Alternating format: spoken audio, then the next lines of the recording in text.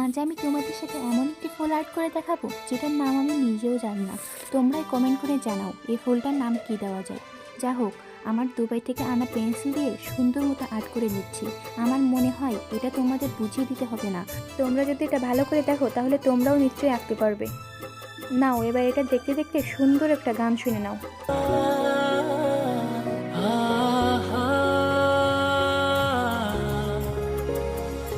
দূরে দূরে কেন থাকো, পাশে এসে হাতটি ধরো, চোখে চোখ রেখে বলো ভালোবাসো।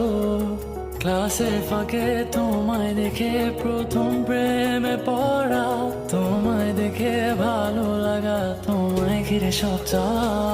তুমি দূর